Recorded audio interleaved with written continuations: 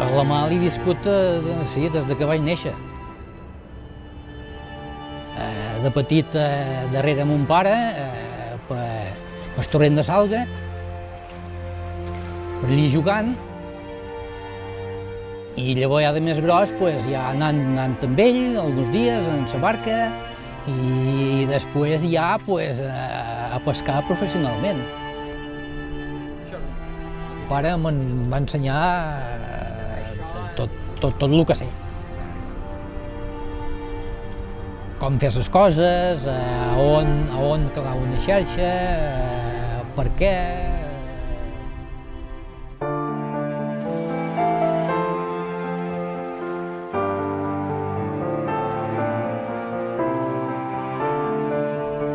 La mà et dona molta tranquil·litat.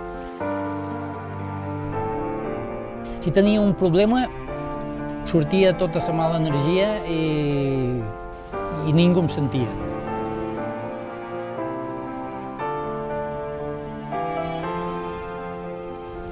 La pesca artesanal s'hauria de mantindre, clar que sí. És la que menys desastres fa a la mà.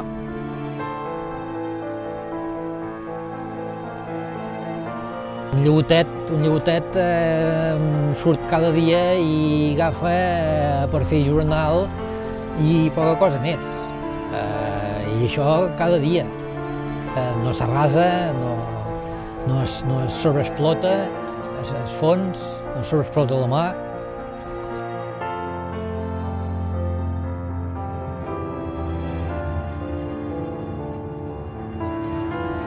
La riquesa està jo crec que en el tipus de fondo. El mateix peix agafat aquí o agafat a la península no té el mateix sabor.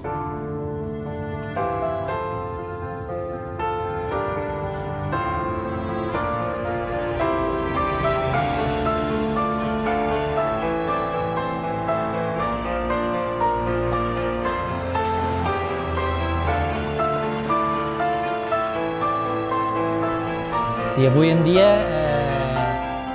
els pescadors moderns tenen algun problema si no saben situar-se per enfilacions, perquè s'espanya un GPS i a veure com us apanyeu, com us trobeu les xarxes. Hi ha un sistema tradicional que no és el GPS, que són enfilacions. Faro d'escap, faro de la mola, faros de la sardina, torres, boscos, pins importants que ressaltin.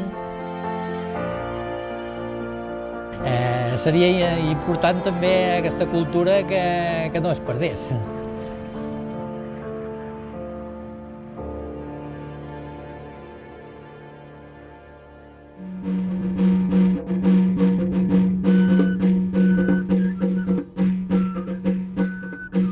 El futur del mar de Formentera, que per almenys es mantingués com està ara. Si es mantingués com ara, jo crec que té futur. De moment.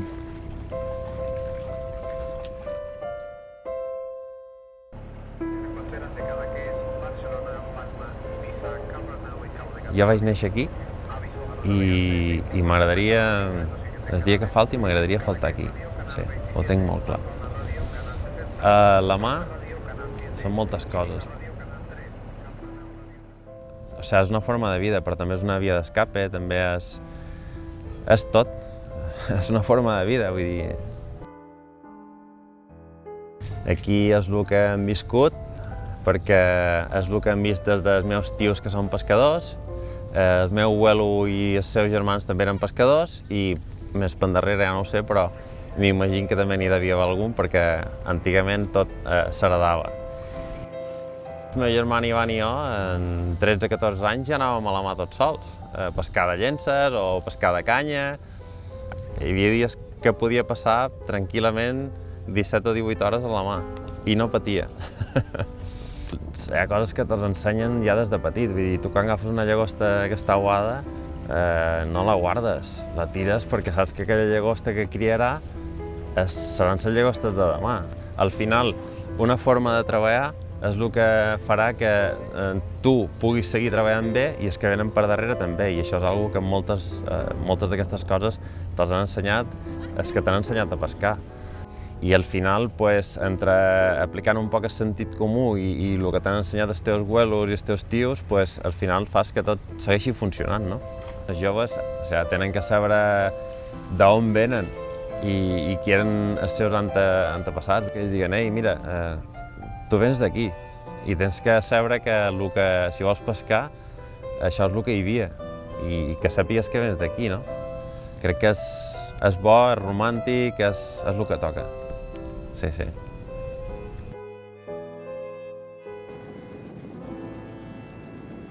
Jo escaló.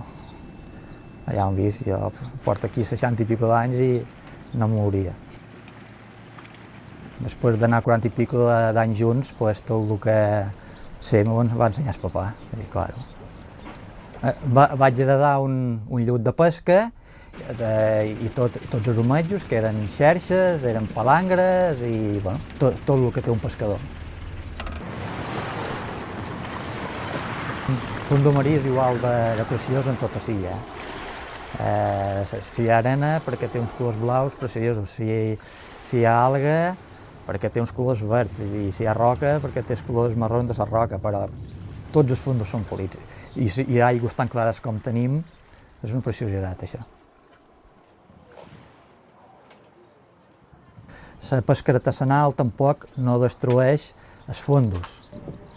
Doncs és una pesca molt selectiva i que no fa mal en els fondos de la mà. Aquí és una cosa que està molt arraigada, això de conservar llaüts i els averaderos i les barraques. La història és part de la nostra vida quotidiana. Tenim que recordar les coses per no fer coses malament.